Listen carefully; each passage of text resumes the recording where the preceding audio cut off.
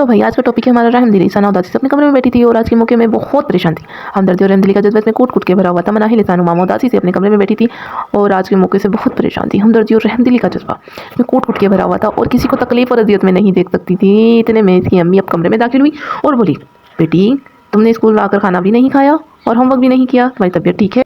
जी अम्मी, लेकिन आज मैंने देखा, इससे मुझे बहुत दुख हुआ कि हमारे इर्द गिर्द ऐसे लोग होते हैं जिन्हें हमारी मदद की ज़रूरत होती है, लेकिन वो ज़बान से कुछ भी नहीं कह सकते। सुनकर मामा बेख्तियार रो पड़ी। हमारे दूसरे सेक्शन में कि एक लड़की जिसका नाम सुमैया है, इसको आज क्लास में मिस ने निकाल दिया क्योंकि इसके पास मुताला किताब नहीं थी। वो रोज़ाना यही कहती थी कि मेरी किताब घर रह गई है, टीचर कल लेकर आऊँगी, लेकिन दर हकीकत इसके पास किताबें नहीं हैं। एक दो हैं जो पुरानी हालत की हैं। वो रोज़ाना लड़कियों से किताब मांग कर सारा काम रजिस्टर पर उतारती और घर जाकर याद कर लेती, लेकिन आज जब किताबें चेक की गई तो इसके पास एक भी किताब नहीं थी जिस पर इसको निकाल। इसके साथ बैठने वाली लड़की ने बताया कि वो बहुत गरीब है, शाम को बच्चों को ट्यूशन पढ़ाती है ताकि इसका घर का गुजारा हो सके। इसके वालिद का भी इंतकाल हो गया है। मुझे सुनकर बहुत अफसोस हुआ कि हम अपनी ज़िंदगी के कितने मगन हैं कि हमें दूसरों के हालात का पता ही नहीं होता।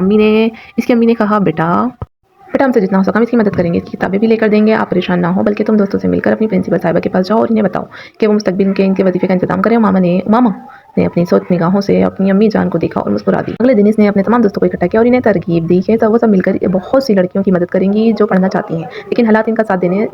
सब ने मामा की बात मान ली और अपने अपने हिस्से की चीज़ें बांट ली जो अपनी जेब खर्च ले कर दिया करेंगे। इसके बाद सब बच्चे प्रिंसिपल साहिबा के पास गए। प्रिंसिपल साहिबा सुनकर बहुत खुश हुई। उन्होंने बाकायदा एक फलाही तंजीम बना दी और मामा को इसका सदर मुंतखब कर दिया।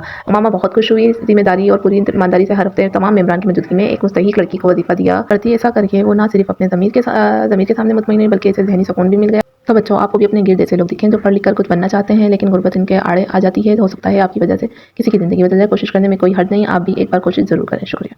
इस तरह की और कहानियाँ सुनने के लिए हमारे चैनल को सब्सक्राइब करें। आप सबका बहुत बहुत शुक्रिया। ज़्यादा से ज़्यादा शेयर करें और बेल आइकन को दबाना मत भूलें।